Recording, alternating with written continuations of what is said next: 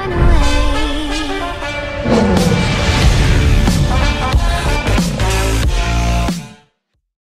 What's going on, YouTube? It is your boy here, Manny, once again. Welcome back to another episode of DFS Zone, your source for daily fantasy sport lineup advice for the NFL, NBA, WNBA, and MLB. And before I continue on with the video, like always, guys, man, I appreciate you smash that like button. And if you have not subscribed to the channel, you really are looking for advice, insight, tips, some strategies, some possible FPPM plays, anything that will help you give you all the information you need so that you can be able to make thorough decisions on your lineups every given day. Definitely subscribe down below, and do not forget to turn on your notifications. This way you will not miss any of my new uploads. With that being said, today is Wednesday, July the 11th, 2018. We have a three-game slate on the WNBA today, and the first thing I have to tell you about the slate, I am doing this right now, doing this video here. I'm East Coast time in New York. It is about almost 12:15, a little after midnight. I'm doing a video simply because these games are starting at 11:30 a.m. tomorrow, guys. So make sure that you get your lineups in, or that you at least buy into your GPPs or cash plays before you go to bed tonight or early in the morning, because they're going to be just completely gone. But the three games are slated for 11:30. Two games are 11:30. The Atlanta and Washington game, and New York and Connecticut are playing also at 11:30 a.m. Minnesota and Indiana will be playing at 12 noon. So all three games, Eastern Standard Time, is 11:30 to 12 p.m. and that will be Pacific time. That'll be 3 hours earlier. So you're looking at 9 a.m. So guys, definitely make sure you are aware of that. So this is the reason why I'm trying to crank out this video for you guys. I normally don't do it until the morning, but I figure I had to make a sacrifice and get this out here to you guys today. So first game on tap is Atlanta and Washington, and I really think these two teams have not played each other as of yet this season, and I think this is the best matchup out of the three. The other two games are projected to be blowouts, and I really believe that New York is going to probably have a tough time in Connecticut against Connecticut, and I believe Minnesota is going to definitely have a payback game here against Indiana today. So definitely think that that's a possible blowout situation as well. But this is the way that, again, that's not guaranteed. Obviously, anything can happen on the slate. So Atlanta at Washington, they have implied totals of 162.5, with Washington at home favored by 7.5. Washington is fourth in the league in scoring at 84.5 points per game, fifth in field goal percentage at 44.8%, pretty much 45% shooting. They're fifth in three-point shooting at 35.3%, 11th in rebounding at 31.9, pretty much 32 rebounds a game, 11th in assists, 16.5, third in steals at 7.5, seventh in blocks at 3.8. Points per game given up to guards, they are fifth in the league at 31.1, so pretty much 31 points per game.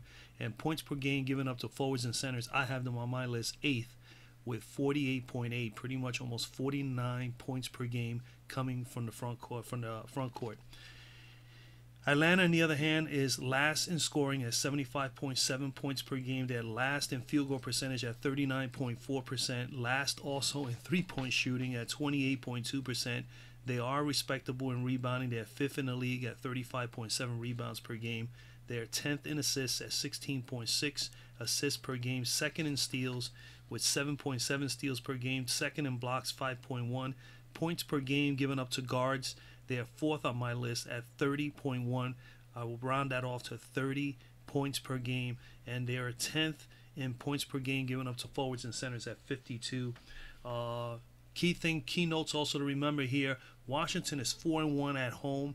They also are 12-7 in the season. They're third in the standings right now at 12-7, and they're 4-1 in their last 5 games at home, averaging 84 points per game, and giving up the opposition to 73.6 points per game, which is a positive 9. For Washington at home. So they're very, very tough at home. Atlanta, on the other hand, they are 1-4 on the road, and they have given up 87.2 points per game to their opponents on the road in their home court, and have only been averaging 75.4 points per game, which is a -12 in their behalf. So they definitely have been struggling on the road. and they're going to definitely struggle again tomorrow. But I think this game has the potential to be the closest one and the most interesting game. I do like some of the players on both sides of the ball for both of these teams. So let's go here right now to FanDuel. We got Tiffany Hayes right out here in front. She's in play. I mean, she's the second best, maybe the first, but probably the best player on the Atlanta team, maybe if not the second best player on the team. She is here at 7,000. You need about 35 from her. I am not on her with 35. I think that there are better plays within the other players in this actual slate and in this game itself. So I'm going to definitely fade Tiffany Hayes. I'm not saying that she's not playable. She's definitely someone you can consider, but at 35 fantasy points and being $7,000, I mean, she's having a little tough time in getting at 35 on a consistent basis. So I'm going to fade her, and we're going to go with Christy Tolliver next on list here for Washington. Christy Tolliver is in play, 5,700. You need about 27, 28, and she's averaging 24. She has had 21. Let's put it here. I know when I looked at this, she has had 21. Yeah, 21 in 3 straight games, 21 or plus in 3 straight games. And the other thing also is in 2 games for the top 2 teams. She definitely has shown that she competes more when she's facing very good teams. Like you see here, Seattle, both of these games, 36 against Seattle and 27.6 fantasy points against LA, are 2 respectable teams. Seattle is actually 3rd on my list in defending against guards, and LA is 1st. So she's had fairly good games against them. She also did well against Connecticut. 35 minutes here, 35 fantasy points, 1 fantasy point per minute. Definitely a beautiful game by her. And then she also had a 40 spot here in 34 minutes against Connecticut the second time around. And in the first game, 24 minutes, 15 fantasy points. So she has played well thus far against the better defending teams against guards. And I think it's just really, she just steps up her game when she's playing against the better teams. So I expect no different tomorrow. I think she's going to definitely, don't different today, that she will play a very solid game here. I think she's definitely someone you can consider. Alex Bentley, if nobody knows by now, Alex Bentley was traded from Connecticut's Sun to the Atlanta Dream Team for Miss Clarendon and a future draft pick, I believe it was. I think this was a nice pickup for Atlanta. Alex Bentley, I've used her several times, as you guys who have been following me. I have actually put her in my lineups, I think 3 out of the last 4 or 5 games, and she's had very, very solid play. I definitely think she is in play. For me, she's in play tomorrow. I'm not sure how many lineups I'm going to put her in, but she's getting enough minutes as she was a Connecticut Sun. 20, 23, 17, 26, averaging 20 plus in the last 3 games at 5,400. You pretty much need about 26, 27. So she can get you there, and she's had success. She's the one player on the team that at least has played against Washington, where she put a 24 spot here, pretty much 25 in 25 fantasy minutes. And then earlier in the season, she played Washington as well as a Sun player and put up 19 in 28 minutes. So she has the experience there of already playing Washington. So I really like her there at 5,400. She is a little pricey. She has been playing solidly. I think this is a good play, and I also think this was a good move by the Atlanta Dream in picking up Alex Bentley. Brittany Sykes is someone you could definitely consider also for Atlanta here, 5,000 for Brittany. You need 25 from her. 5 out of her last 6 games, she's at 20 plus. So now you have 2 options there. Either you pay 5,000, you pay 5,000 for Miss Sykes, okay, and she can get you anywhere between 22 or 20 to as much as 25. Has 35 plus upside. As you can see here, she had a 38 spot against Indiana. I don't think she got to play against Washington, and she does not have anything here against Washington, of course, because she was on this team and they have not played each other. So Brittany Sykes is another one in play. If you want to save $400, you could definitely go with Sykes over Bentley, or even save $700 over Christy Tolliver. I would not be mad at all. Ariel Atkins is another girl. Like I said, I like a lot of players in this actual matchup, and Ariel Atkins is another. She's also a rookie who's playing very well the last 3 games, 18, 23, and 27, playing good enough minutes, anywhere between 22 and 28 minutes. She's definitely someone in play. There's no doubt about it. She is playing really, really solid ball. And as you can see here also, 27 minutes, 27 fantasy points. Over here, 22 minutes, 23, pretty much 24 fantasy points. More than 1 fantasy point per minute in her last 2 games. Very, very impressive. Before that, she did it here against Connecticut, 28 and 30. and she did it here also against Chicago. 18 and 20 and 17 and 17. She's been solid. She's been averaging pretty much 1 fantasy point per minute over the last 5 or 6 out of 4 or 5 out of her last 6 or 7 games. So I think that is very, very impressive. So definitely, she is definitely someone to consider here as well. Natasha Cloud, also in play. I like Atkins a little bit better. She gets massive minutes, but she's not getting enough points out of it. One quick look at her. 29 and 18, 21 and 16, as you can see. Definitely getting sufficient minutes, just not putting enough points there.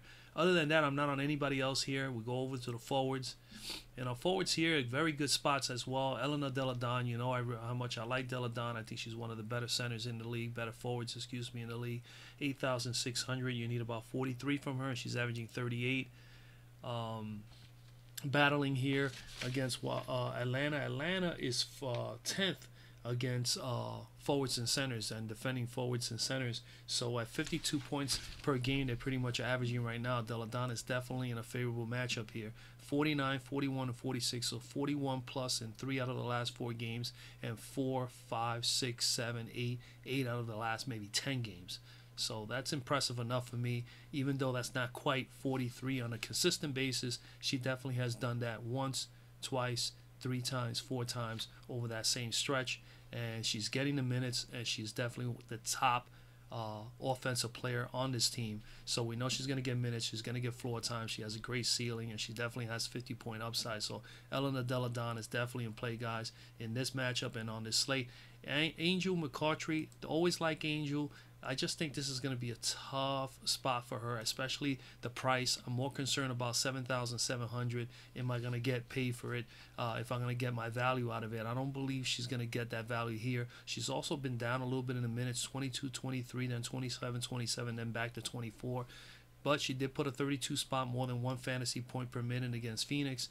Obviously, Phoenix is definitely struggling up front, with Atlanta having themselves 3 solid front court players in McCoughtry, Breland, and of course Miss Elizabeth Williams. This is definitely a tough matchup for Washington. This is an area where you could definitely focus on some Atlanta players, but I am more fading on Angel, and basically I'm really more concentrating on Jessica Breland. Even though she's at 6,600, I think she's possibly a better play here, because obviously Delle Donne is going to have a little bit of Angel on her, and she's going to be a little bit on Angel as well. That will free up Breland to play against Latoya. I think that's a pretty good matchup. Latoya is a good player. You could go with either one of the two, and I'm definitely favoring Latoya Sanders as well. But 6,600 for Jessica Breland, 24, 19, 26, 23, anywhere between 23 to 26 minutes over the 3 out of the last 4 games, and she's putting up 29, 27, pretty much 22 to as much as 30 over the course of 3 out of the last 4 games.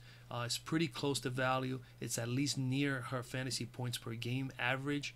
So, and not only that, I'm thinking just the matchup here. I think just up front between her, Elizabeth, and Angel, if they play well enough together, they could keep this game relatively respectable and close if they play well, and we need her to be one. So if I'm anybody else, I'm basically looking at saving $1,100 if I can, and go with Jessica Breland, or go down and pay up for Elizabeth Williams at 5,800, which is another additional $800 off from Jessica Breland. But before we get to Miss Williams, definitely Miss Sanders is in play as well. She's at 6,100. You need about 30 pretty much from her. She's not quite at 30. She did get 30 spot here, 35, 36, and she put up pretty much a 30 here. So that's 3 out of the last maybe 7 games. It's not enough for me. That's why I favor a little bit more Ms. Williams and Breland in this matchup. But I definitely like Delle Donne as the front court top player here in this particular matchup. So Delle Donne is in play, like I said. Elizabeth Williams and Sanders are, as well as Breland. I just feel that I'd rather pay $300 less and go with Elizabeth Williams. Elizabeth Williams is at 5,800. You need about 27, pretty much 28. She put a 35 spot pretty much in the last matchup against Phoenix, and she has had 26 and 30 against respectable front court players. Chicago and Connecticut are definitely weaker teams, but as I said before, you know, Washington is, I have them 8th in defending forwards and guards. forwards and centers at 40, pretty much 49 points a game. I just think that Elizabeth Williams at 5,800 here is definitely in a nice spot, especially considering that Angel's going to have to deal with Jessica. Other than that, I'm not on anybody else, man. That is pretty much it. So this is the game that I think, for me, I have probably the most possible players that I would like the most to play on this particular slate. We go over the New York Connecticut game. Not a whole lot to like out of New York, but I mean, I'm going to still go over them. New York is 5-14. They're 11th in the league right now as far as in the standings are concerned, and Connecticut is 10-9. Connecticut has been definitely struggling. That 10-9 record is now seventh, in the standings, so they're still in the playoff hunt here. These teams, 9 out of the last 10 games on the road. Connecticut, I don't have much to say about Connecticut. Connecticut has been on the road, surprisingly, 9 out of the last 10 games. I don't know how the hell that scheduling was ever put that way for Connecticut to be on the road so much, but they are. But in-play totals for this game is 165, with Connecticut favored by 9 at home. Connecticut is 2-3 over the last 5 games at home. We're scoring 82.2 points per game, but allowing 84.6, which is a -2, versus their opponents. So the opponents have gotten the better hand of them while they've been 2-3 at home. So definitely a situation where New York could come in and pretty much, if they play a solid game, anything can happen. So I share that with you guys because I think these are things that you definitely should always look at. So anyway, let's move on. Connecticut, they're the second leading scoring team in the league. They're scoring 86.5 points per game. They're fourth in field goal percentage at 44.9%. They are 8th in three-point shooting at 34.3%, first in rebounding at 37 rebounds per game, 7th in assists at 18.9 assists per game, pretty much 19 a game, 7th in steals at 6.6, 8th in blocks at 3.5. They are 2nd in points per game given up to guards with only 28 points per game, and they are dead last. I mean, surprisingly, they are dead last, and they've been there pretty much for the last 2-3 weeks, I would think. 53.2 points per game given up to forwards and centers by the Connecticut Sun. So they are dead last in that aspect. New York, on the other hand, they're 10th in scoring at 77.4 points per game, 10th in field goal percentage at 42%, 9th in three-point shooting at 32%. They're 8th in rebounding, 33 rebounds per game. They're 5th in assists at 19.4 assists per game. They're 5th in steals at 7.2, dead last in blocks at 2.5 blocks per game. They are 9th in points per game given up to guards at 33.4 points per game, and they're 7th in points per game given up to forwards and centers at 48 points per game. Okay. Another thing to remember about New York, they're 1-4 right now in their last 5 games on the road. So they definitely struggle on the road. They're one of the worst teams in the league, as I mentioned already before. They are 5-14 right now, so they definitely are not going to make the playoffs. They have scored 74.6 points per game on the road, and their opponents in their home court have dominated them for a tune of 85.6 points per game. So they're definitely having their troubles on the road, and I don't see no different here against Connecticut, even though Connecticut is obviously shorthanded in some areas. But let's get to the players here. Guard Courtney Williams is still out. We don't know what's the deal with that. Obviously, that definitely hurts Connecticut. Brittany Boyd, I'm not on Brittany Boyd. I'll go right straight down to Jasmine Thomas for $100 cheaper. I like Jasmine Thomas here. Miss Thomas has had, what I have here, 9 out of their last 10 games. She has had a 21-plus game. I calculated these all the way from here down. She has had about 9 out of her last 10, 11 games at 21-plus. All right. So, and now with Alex Bentley definitely gone for the trade for Miss Clarendon, I see her getting a little bit more time on the court. She's already averaging 31, 32 minutes over the course of the last 2 games. Also, not only that, is that she has played already against New York. She did have a 34 spot here, as you can see, in 30 minutes against New York. That's more than 1 fantasy point per minute.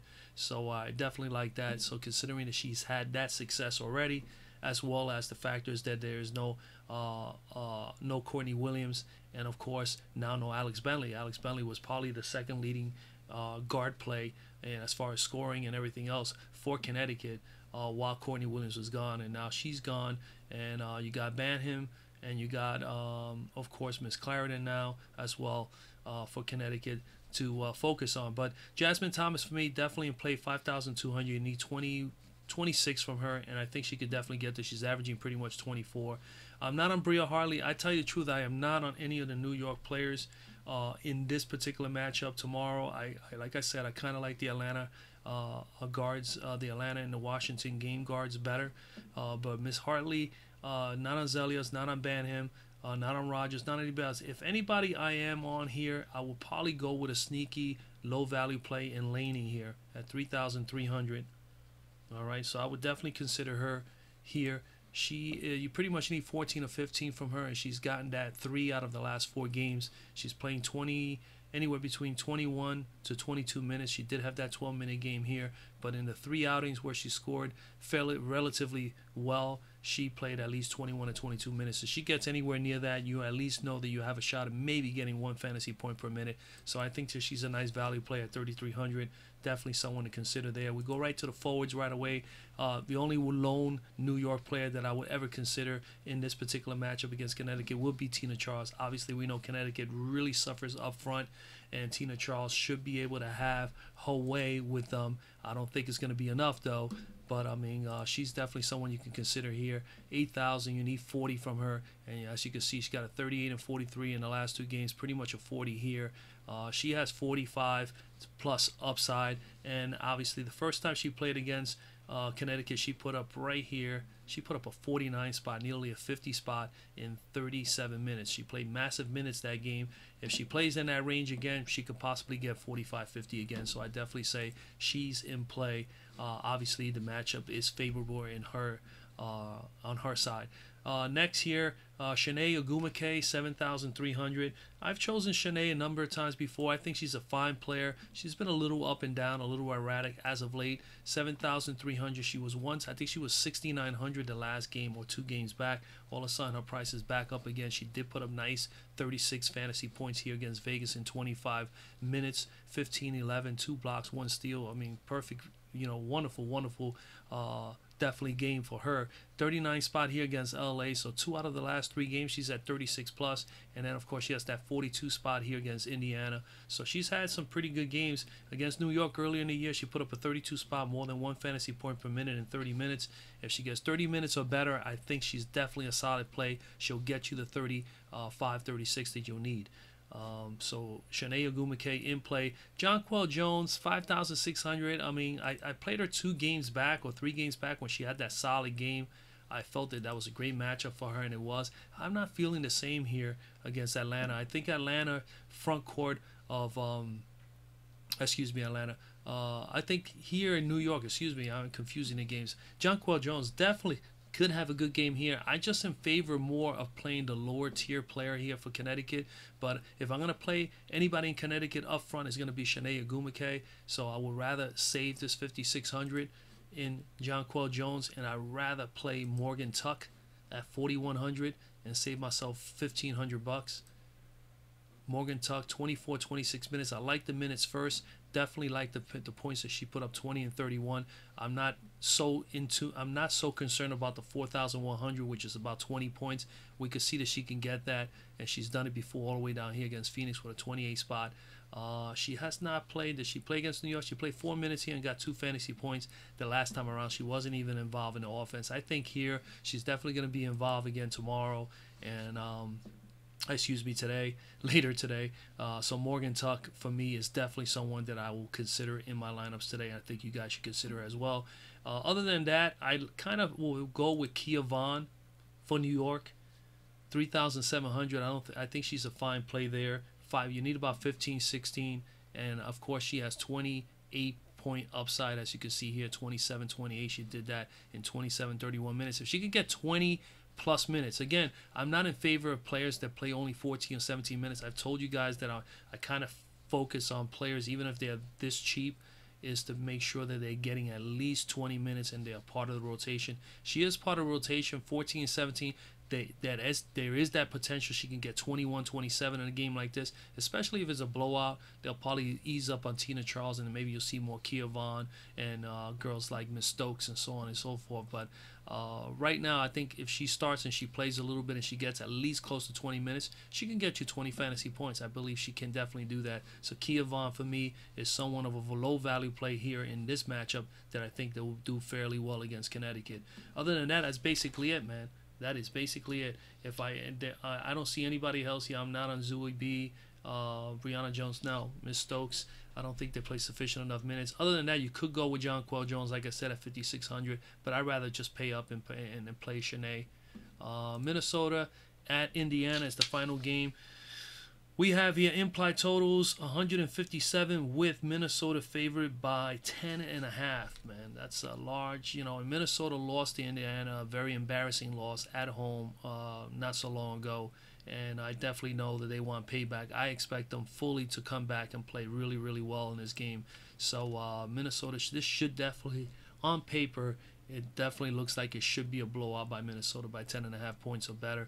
But the games have to be played, and that's just the way it is, and you just never know. Any given day, any given Sunday, anything can happen. So that's why, we are, as fans, we just want to watch the ball games and see what happens. All right. Kelsey Mitchell. All right. So anyway, I'm jumping to the things here. Let me just go over the standings and so on and so forth. Minnesota is 11-8. They're fifth in the standings, and Indy is 2-17, dead last in the standings. Obviously, they're definitely out of the playoffs. Indy is 11th in the league in scoring at 76 points per game. They're 11th in field goal percentage at 40.8, which is pretty much 41%. They are 10th in three-point percentage at 31.7%. 9th in rebounding at 33. Last in assists at 15.2 per game. They're 11th in steals with 6. They're 10th in blocks with 3. Points per game given up to guards, they are dead last there as well at 39.6 points, pretty much 39, or you can narrow it down to 40 points per game, and they are 5th in points per game given up to forwards and centers at 46.3. On the other side of the coin here, Minnesota, they are 8th in scoring at 79 points per game. They are 6th in field goal percentage at 44.4%. They are 2nd in three-point shooting at 36.2%. They are 3rd in rebounding at 36.3, 6th in assists at 19.4, 6th in steals at 7 per game, 11th in blocks at 2.8. Points per game given up to guards, they are 8th at 32.7 points per game, and they are first, number 1, against points given up to forwards and centers, only 39.7 points per game. So Minnesota is definitely tough up front. If you want to freaking tackle Minnesota, you definitely want to hit them in the backcourt, and the same with Indiana. This is the one game that you can probably target guards on both sides of the ball, because we know already that Indiana gives up 39, almost 40 points a game to guards in the backcourt, and that's worse in the league, while Minnesota is relatively about close to the same. They are 8th, whereas Minnesota is stronger in the front court. Indiana is also fairly good in the front court too, 5th in my list as far as points given up to forwards and centers at 46.3 points per game. So when we look at the guards, Kelsey Mitchell, I haven't been on Kelsey Mitchell at 5,500. I'm still not on her. I definitely need to see her be a little more consistent, at least for me to play her.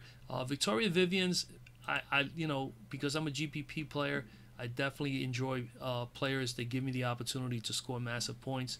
And even though she only put up a 10 spot against Dallas in 29 minutes and only a 20 and 33 minutes against Minnesota the last time they played, which was relatively just 2 games ago or just a week ago, I still like the fact that she has 40-point upside, and she did that twice over the last 5 games. So with that, I would rather take a chance at 25 fantasy points that I need for her to pay up this price. I'd rather take the chances with Victoria Vivian's. All right, so Victoria Vivian's for me is in play. I'm not on Erica Wheeler. I'm not on Tiffany Mitchell. I mean, these girls are just not getting enough. Simone Augustus was on her a few times over the last 3 or 4 games. I just don't see myself taking her here, so I'm just going to bypass her and not even focus on her either. Danielle Robinson may be someone to consider here. Danielle is at 3,009. You need 19, and she put up a 19 spot here, 17 here, 23 here, 18 here. So she's gotten in that area. She's been in that area a few times, and she has the capabilities of getting a 20 or more. But she needs to have minutes, and that's my only concern here. So if she is able to play 20 plus minutes, I think she can get you anything between 15 to 20 fantasy points. Right now, as you can see, 18 minutes in the last game, she put up 19 fantasy points against Chicago, which is a weaker guarding defense team, as well as whereas LA, the team before that, is actually a little bit of a better team, and she put up only 11.5. So for me, Danielle Robinson could be a sneaky play here. 3,900, you need 19. She's capable of getting there, but I think we need to see her get over 20 minutes on the floor. All right, at least for me. Other than that, I'm not in Lindsay Whalen. Miss Pondexter, I may consider here 3,400.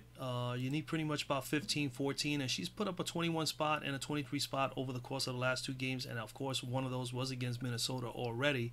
So I like her here. I mean, at 3,400, why not take a stab at her? I think that's a very, very good price, and she is capable of possibly giving you, 5 times value. So why not take a chance? If you get you 25 plus, you're in good shape for that price.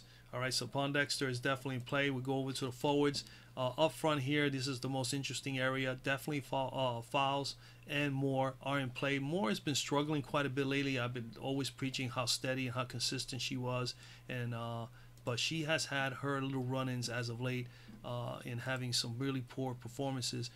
Miss Fowles, 29 fantasy points in 33 minutes against Chicago, 48 spot. She has 50-point upside. You got to take a stab at her when you're playing GPPs. As you can see, she almost put up a 60 spot here, almost a 60 spot here, 48, almost a 50 here. A little erratic over the last 4 or 5 games with a 20 spot and a 29 spot in between 48, 36, 40, and 58. But she is capable of giving you 50 plus any given day, and that's one of the reasons why you would want to take a stab at her, especially in a 3-game slate like this where you don't have a whole lot of front court studs. She is definitely one that you should consider here. Maya Moore, like I said, 7,900. I mean, you really pretty much need 39 from her. She's not been there in 3 straight games, 19, 22, and 22 over the course of that game. She did play good minutes, 32 and 33 here against LA and Indiana. Definitely a shorter outing here against Chicago with only 27 minutes, but did put up 16 floor points, only 22 fantasy points, because she didn't do the other things that she is known for doing, and that's stealing the ball, playing defense, getting a few blocks here and there, and being very, very active with her hands and her feet. So, unfortunately, it's a little scary thought here, but obviously something has to give in this game. And Maya Moore could have a nice bounce back game here against Indiana. I still favor Sylvia a little bit more than Maya in this particular game. I would rather pay the $600 more and get her into my lineup, especially in a blowout situation game that could possibly be a blowout. All indications are is that Minnesota could easily blow out Indiana, but the games have to be played, and you never know what may happen. But I think Sylvia Fowles will have the best opportunity here to put up a nice game out of the 2. When we move down here to Candice Dupree, I'm not a Miss Dupree at 6,500. I mean, you really need her to get in that 33, 34, 35 range, and she hasn't been averaging that. And I've been waiting to see this fantasy points per game increase, and it's increasing just slowly but surely, not quick enough for me to say, hey, you know what, she is a 30 plus on average every day value play. I mean, as far as value here, she is not 6,500. So I am not on her for that reason. Natalie is a little different. She's $300 cheaper, but she, to me, this is a game where she can actually do fairly well, especially if Candice can hold down and keep Maya Moore at bay. Natalie up front with Sylvia could be a possible good play here. Not only that, Natalie, I think she had a 38 spot in 25 minutes versus Minnesota in game 1. All right, so we're going to look at that real quickly. As you can see, at 25, 17, 9, 1, and 3, 38 fantasy points. Her best game in several games against Minnesota, over the course of the last few games. That one game against Minnesota, it has been one of the better games. So she needs to have that kind of a game again for Indiana to at least be close enough to stay in this game. If she does that, obviously, she will put up the fantasy points needed here. At 62, you pretty much need 31 fantasy points, and as we can see, she's been able to do that. She is capable of getting you 30 plus. So for that, I would say that she's definitely someone you can consider going into tomorrow. I definitely always like Rebecca Brunson. As we all know, she is one of the best rebounders. She's actually went down. She is actually now the WNBA's all-time leading rebounder. So, but she has, there's a game time decision on her for this game tomorrow. Considering it's an early slate, there is a good chance she's probably not going to play. And it says that here Brunson is doubtful for Wednesday's game against the Fever due to a thigh injury. So Chances are she's not playing, so we're not going to worry about her. And pretty much that's it, guys. I am not on anybody else, man. This is pretty much all I like here in these games. That's pretty much it. And considering that the Fantasy Cruncher is not available right now with all the updated stuff for today's slate, considering that it's now 12:40 Monday night, Tuesday night, Wednesday morning. It makes it even more difficult. But basically that's it, guys, man. I hope you enjoyed the video, man. Drop a like on the video, and if you have not subscribed yet, you want to get all this insight, all this added information, stuff that you really don't have the time to do, subscribe down below, and I'll do the best I can to get you every possible information, every statistical aspect of any game, and of course any guidance and advice I can give. Like I said, I think, to me, before I let you guys go, is I think the Atlanta-Washington game is the best game to target in this slate, and I think that the best players that you can balance out and make a nice lineup with will come out of this game.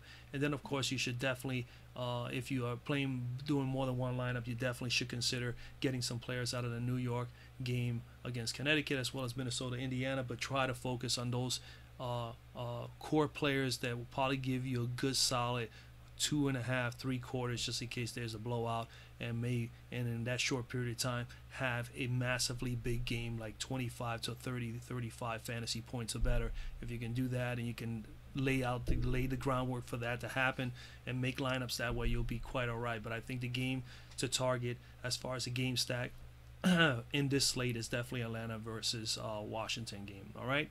Again, drop a like on the video, subscribe if you haven't subscribed already, and comment down anything down below. I appreciate Mr. John Adams, who basically told me, I know, Paulie, I'm not even quicker than I should be, but I am going to work on it slowly but surely. I appreciate your feedback, and I just wanted to give you a shout out for that.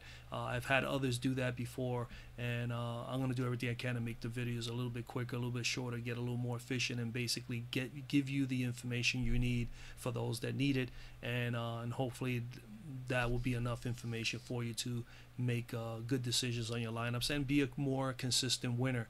And that's all everybody wants to be, including myself, is to be consistently trying to win a little bit of money and be competitive. All right, guys. So with that being said, man, God bless to everybody. Good luck tonight, and your boy Manny is out.